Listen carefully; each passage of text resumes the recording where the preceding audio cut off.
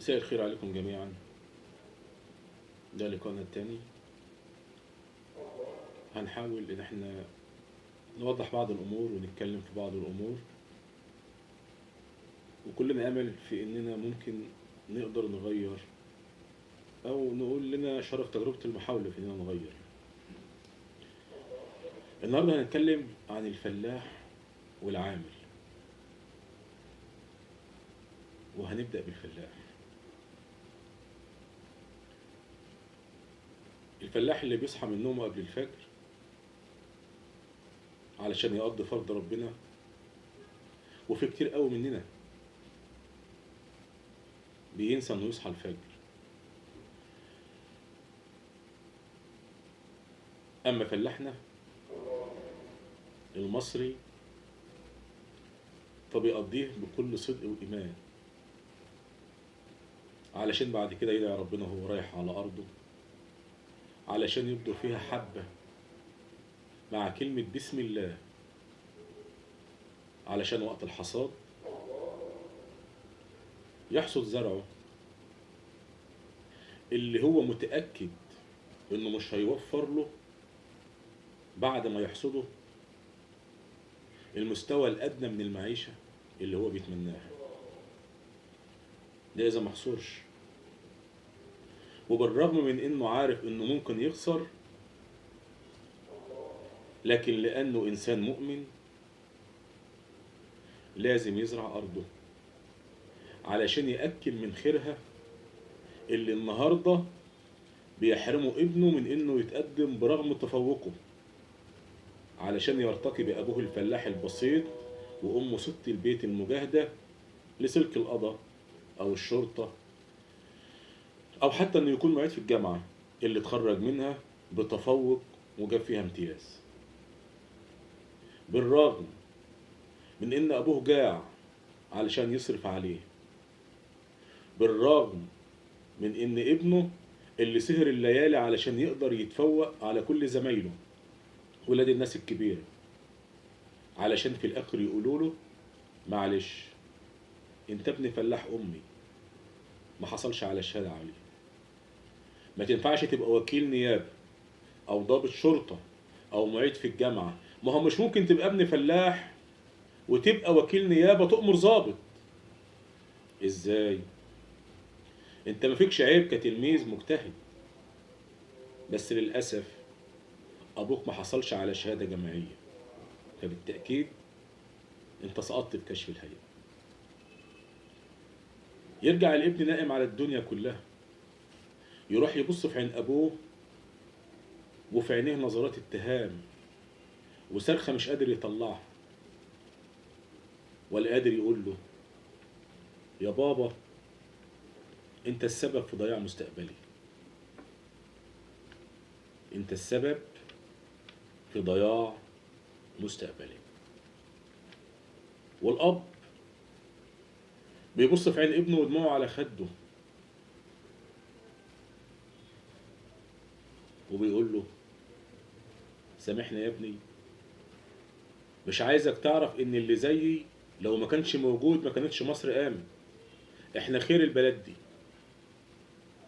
احنا اللي شايلين البلد ده على كتافنا. سامحني يا ابني لو كل مسؤول بص في الطبق اللي بياكل فيه ويعرف ان الاكل اللي قدامه في عرق فلاح مكافح زي ما كانش رفض ابنه. سامحني يا ابني واوعى في يوم تكره بلدك، بلدنا دي عزنا، دي فخرنا، برغم قهرهم لينا وقتل احلامكم جواكم. سامحني يا ابني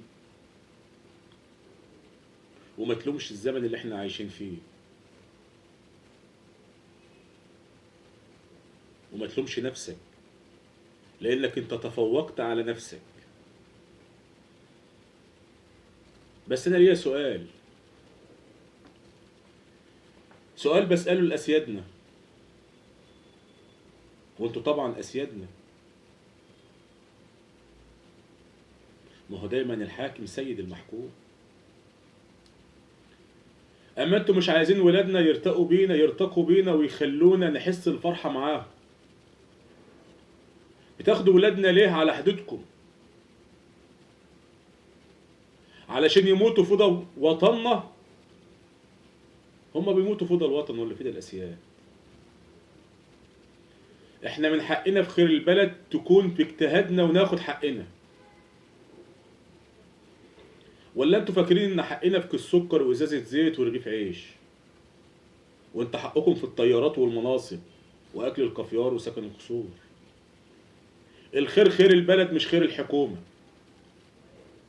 مين في الحكومه بياكل الرغيف ابو شيلي؟ مين في الحكومه بيقلب زيت التموين ولا بيشرب القهوه من سكر التموين؟ مين في الحكومه ابنه بيدرس في مدارس التعليم المجاني؟ مين في الحكومه بيركب الاتوبيس العام ولا المترو؟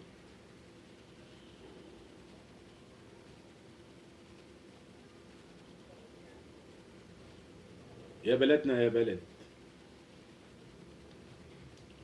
هو من امتى الولد بيخاف من امه لما في الضلمه تضمه؟ احنا عدنا بنخاف من امنا مصر. يا حكومة بلدنا عرفينا انت حكومة شعب مصر.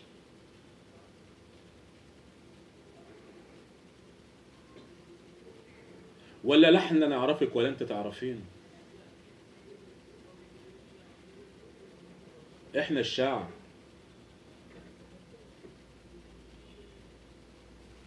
احنا اللي بنصرف في مصر كل اللي بنكسبه من مصر. احنا مش رجال الاعمال اللي بيستوردوا اكلهم من بره. احنا اللي يوم ما طلبنا دفعنا بكل الحب، وكنا بنزرغت واحنا بنتبرع لقناة السويس الجديدة. احنا اللي بندفع الضرايب مش رجال الاعمال.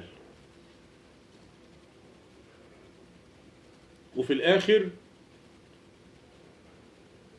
احنا اللي بنقف في طابور العيش، واحنا اللي بنترمي في المستشفيات ما بنلاقيش العلاج،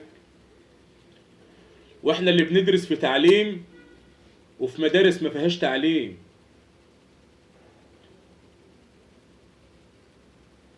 احنا المواطن البسيط اللي شايل على كهله عبء الدولة.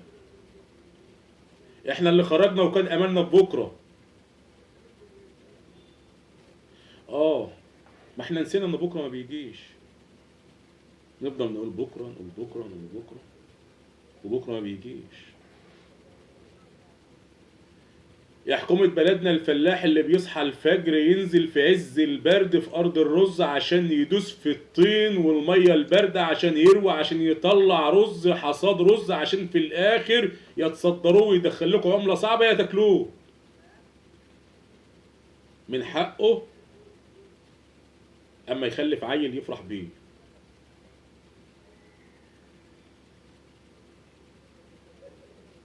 مش هيقول لكم إن السماد غالي ولا إنه بيخسر. هيقول لكم أنا عايز أفرح بابني مش أكتر. هيقول لكم أنا عايز آكل العيش الحاف، العيش حاف أو مع مش بدوده أو مع ملح أو أعصه في الزيت واكله، وهنام في البرد تحت سقف بينقع في الشتاء. بس في الآخر عايز أما ابني يتفوق ياخد حقه،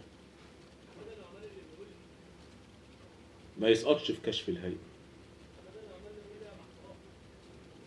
ولا العامل البسيط. أما رجل أعمال كبير بيشتري فيلا أو قصر، أو مسؤول في الحكومة بيشتري فيلا أو شقة لابنه، الشقة دي اللي بناها عامل بسيط. ما هو العامل البسيط لو ما بناهاش مش هتبقى في شقة. لو مواد المحارة ما بيضهاش مش هتبقى في شقة. لو الكهربائي مرماش الكهرباء بتاعته في السقف ونور لكم الكهرباء مش هيبقى في شقة. ما تيجي نحسبها حسبة بسيطة. نقول للعامل انت مفيش مستقبل لابنك وللفلاح، خلاص اهجروا زراعتكم ومهنتكم وحاولوا ان انتوا تاخدوا شهادات عليا، وخلي الحكومة تستورد عمال من بنجلاديش والهند عشان يشتغلوا مكانكم. وانتوا حاولوا تطوروا من نفسيكم وخشوا الجامعة وخدوا شهاداتكم العليا عشان تنفعوا ولادكم، عشان ولادكم ما يكرهوكوش ويحسوا ان كنتوا وقفتوا عقبة في طريق مستقبلهم.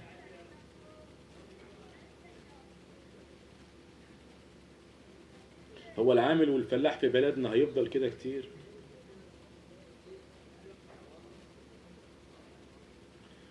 هو العامل والفلاح في بلدنا اللي بيشقى وبيتعب وانتوا قاعدين تحت التكييف هيفضل يعاني؟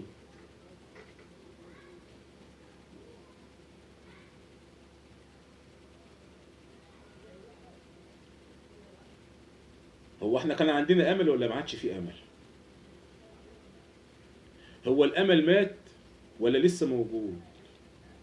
هو احنا من حقنا نحلم ولا من حقنا نعيش كوابيس طول عمرنا؟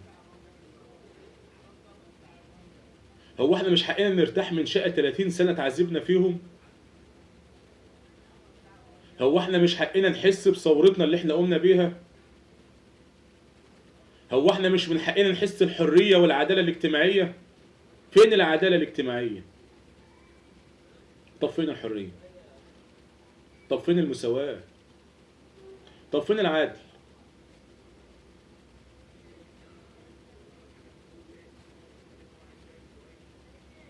هنقول ايه ولا ايه ولا ايه؟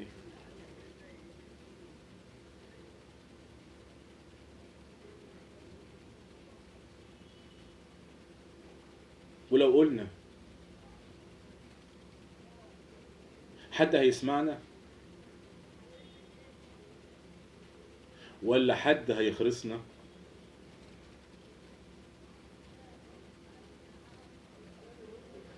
ولا هنعمل ايه؟ يا حكامنا احنا عايزين نعيش، نعيش بس، مش عايزين نركب عربيات. احنا عايزين نفرح ولادنا، عايزين ولادنا يفرحوا بينا. عايز ابن المتفوق بدل ما يجي يهاجر هجرة غير شرعية ويغرق في البحر ويحس انه اتظلم جوه بلده فما يجيبش انه يقعد فيها، يقولوا لا انت ابن مصر. انتوا شعب مصر، انتوا اللي هتكتبوا تاريخ مصر الجديد. احنا عايزينكم، محتاجينكم.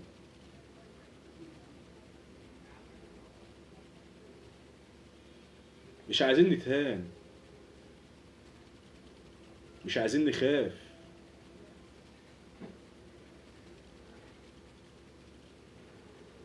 عايزين نحس ان احنا في بلدنا مصر. مش عايزين كل ما نيجي نتكلم كلمة يقول لك حوش ده فلول، حوش ده اخوان، حوش ده حزب وطني، حوش ده علماني، حوش ده. مش عايزين الكلام ده. احنا كلنا مصريين وكلنا نفسنا في امل لبكرة. نفسنا نعيش الحلم واقع.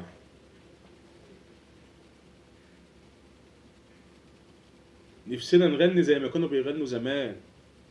حبيت بلدي وعشان بلدي انا عايزك تكبر يا ولدي، واشوفك بتعمر فيها وبتزرع ورد في صحاريها، وبتبني مصانع يا ولدي تبنيها وتسعد اهاليها.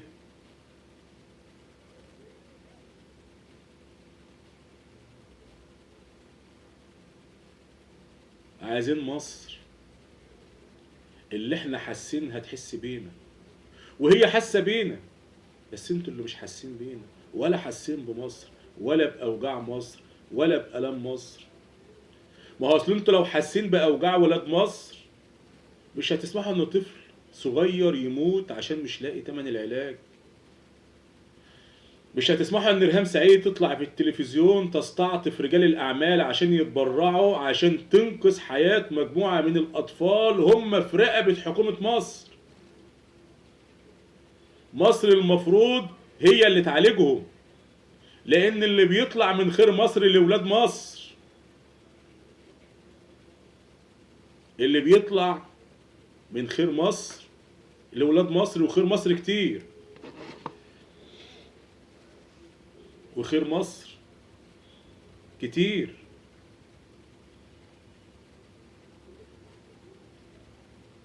مش عايزين كل لما نقول نفتح مستشفى جديدة نطلع في التلفزيون نعمل اعلانات ونقول ساهموا او اتبرعوا.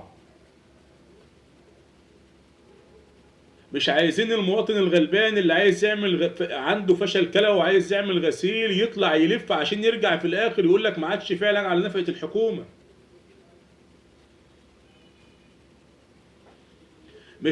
مش عايزين رجال اعمال يمتصوا دم المصريين ويغلوا عليهم السلعة ونقول ده سوق حر.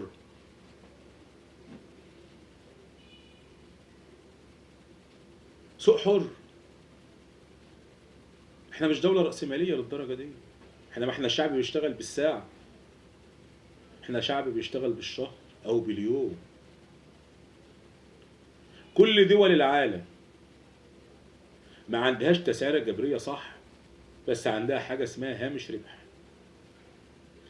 هامش الربح ده ما يقدرش اي انسان ايا كان يخرج عنه.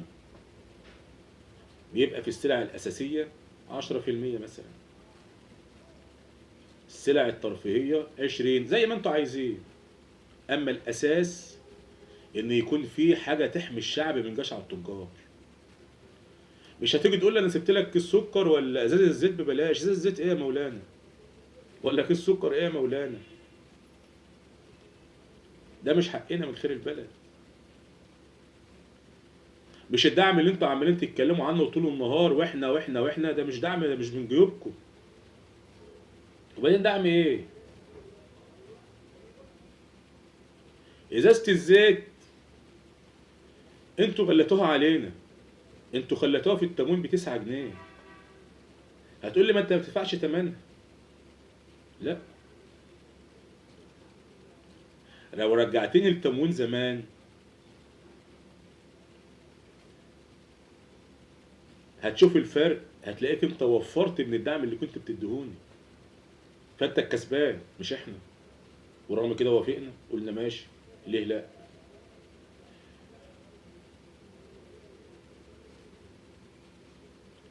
احنا عايزين حكومة تحس بالشعب المصري. عايزين حكومة من الشعب. هو ليه كل ما نجيب حكومة نجيب دكاترة ونجيب اساتذة ونجيب رجال اعمال اساسا مش حاسين بينا كمصريين؟ هو ليه لغاية النهاردة ما احناش قادرين نحل مشكلة العمال في المحلة وفي المصانع اللي اتقفلت، والناس اللي مش قادرة تاخد حقوقها، والموظفين اللي بيتنقلوا كيدي لا. واحنا ما قمناش بثورة ولا ايه؟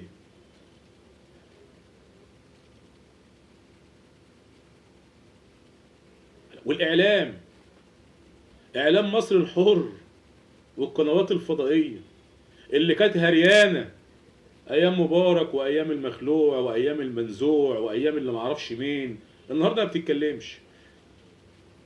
ده النهارده حتى عمرو اديب مع كل قرار الحكومه بتطلعه غلط صح، هي صح، هي الحكومه وعارفه المواطن عايز ايه. المواطن ليه عايز له شقه 60 متر؟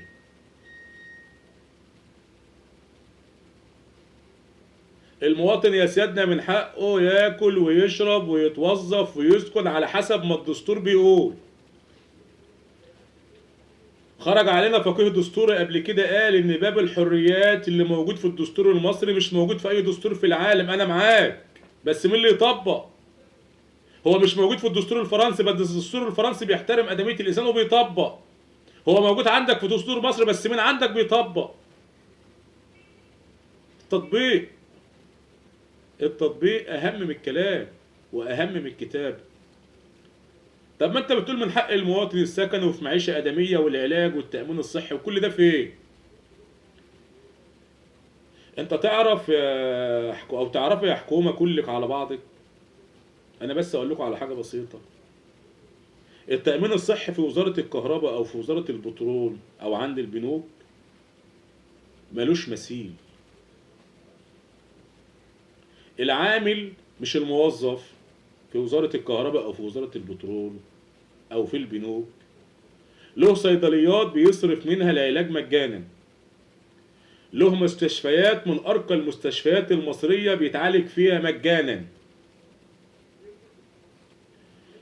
حتى عملياته مهما تتكلف مجانا هو واسرته. حتى لو كشف عند دكتور بره بياخد الروشته ويروح يصرف فلوسها من الوزاره. يعني مش خايف على نفسه ولا على اولاده، مطمن، عنده مظله من التامين الصحه على اعلى مستوى تحميه وتحمي اولاده. اما التامين الصحي بتاع باقي الموظفين، تامين صحه عادي، مستشفى عاديه وكتاب بيشيله في ايده عشان يروح ما ياخدش حاجه، وكتير قوي ما بيستخدموش، رغم ان هو الموظف الحكومي اللي بيدفع الضرائب لانها بتتاخد من المنبع مش رجال الاعمال. رجال الاعمال اللي بيحطوا اسعار السلعه بتاعتهم على حسب مزاجهم. الحكومه ان رفعت الغاز جنيه هم بيرفعوا السلعه 2 3، ما انتوا اللي رفعتوا. بيبيعوا اغلى من السوق العالمي ومحدش بيحاسبهم.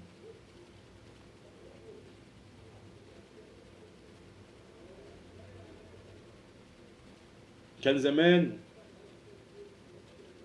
بعد ثورة 52 عبد الحليم حافظ كان بيغني وكانت الدنيا بتغني وراه.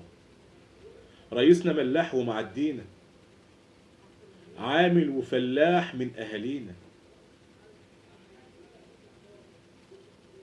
واحنا كلنا امل في الرئيس، كلنا امل في رئيسنا انه يغير. بس على بال ما التغيير يبقى كامل المفروض يبقى في اي شيء نحس من خلاله بان في حاجه جايه.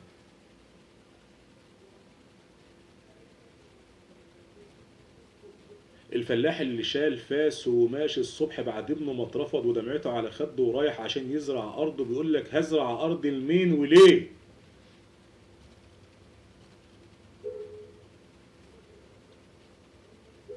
انا بزرع في الخساره وببيع بخساره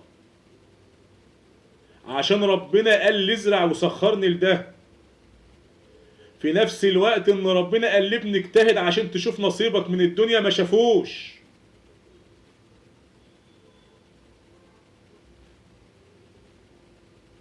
الفلاح بيعاني والعامل بيعاني، وفوق معاناة الفلاح والعامل ابنه بيعاني، واللي ما حصلش على مؤهل عالي بيعاني، واللي كان نفسه ان ابنه يمشي في السلك الوظيفي او انه لما يتخرج او ينضم الحزبة نفسه يبقى رئيس جمهورية او وزير اصبح بيعاني. احنا حسينا بالفرحة بعد الثورة بسنة، بعد كده كل شيء وقف.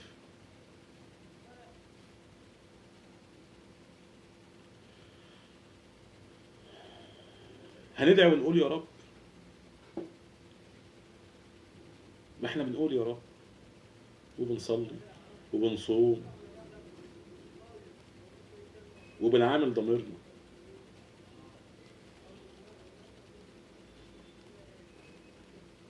احنا عايزين حكومة مصرية من الشعب، عايزين وزير سكن في المساكن الشعبية واكل الفول على عربية الفول،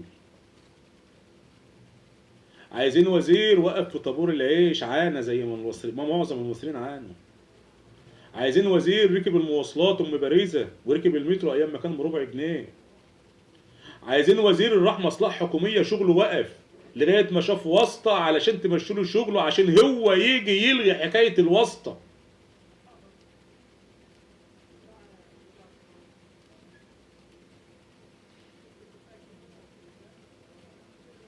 عايزين نغني لبكرة،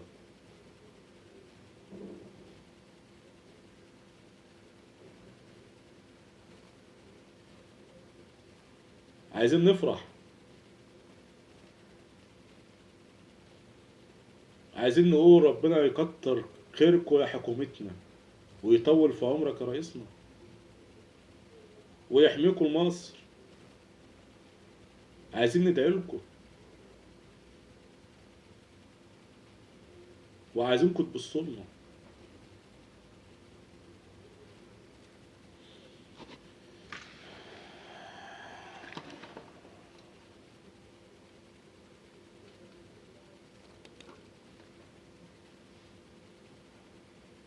وهنقول يا رب، هنقول يا رب.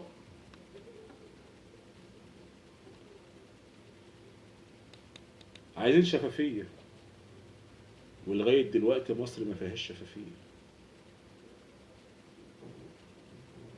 عايزين عدل ومساواة.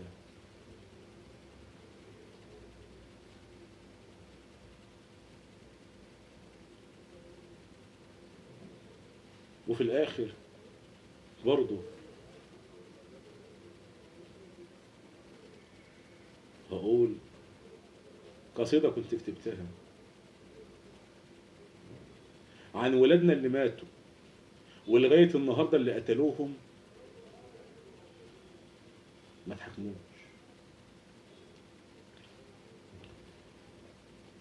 وهقول وقلوبنا بتبكي على اللي راح وبيروح قدام عينينا من ولادنا الطيبين.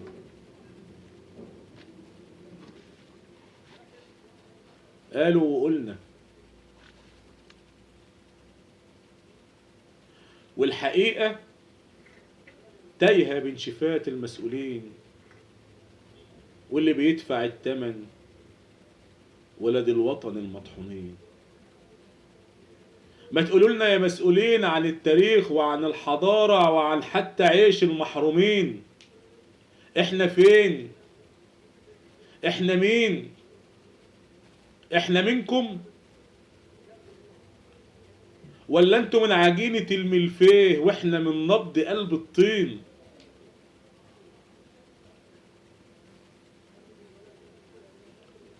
وعم علي ابو ابراهيم اللي كان ناوي يبيع البيت يبيع الغيط ويتبرع لصندوقكم، وابو ناي حزين وغناوي بتملى الكون وكان فرحان وبيزرع في مواويلكم، في غيط الحق يطرح حب صدقته وصدقكم. انا ابن طينك يا بلدي وبصرخ من اللي جاي على اللي فات. اخويا مات وابن عمي وصاحبي مينا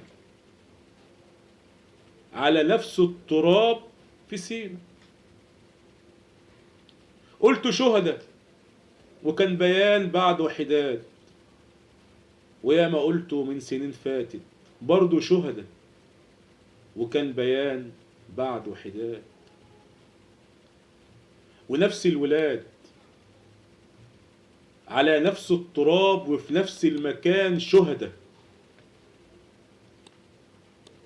عملتوا ايه يا مسؤولين غير البيان اللي طلع؟ بتصبرونا ولا عايزيننا نغني نشيد ابن شهيد؟ كم ابن ليكوا راح في سينا؟ احنا ولادنا مش ولادكوا، ولادكوا فين؟ في مدارس اجنبية بيدرسوا ولا في مارينا يصيفوا؟ فين الحقيقة؟ عرفونا حرام عليكم. ولادنا ماتوا استشهدوا لانهم من طين بلادهم اتعلموا، وفي مدارس الغلابة علموهم ان الوطن هو الحقيقة، والحقيقة في عرفنا هو كل اللي حصل. اما الحقيقة في عرفكم وفي مدارس قومكم ان الوطن فندق كبير بس فاخر منعزل عن البشر، فلاح عامل او موظف كلهم مجرد خدم.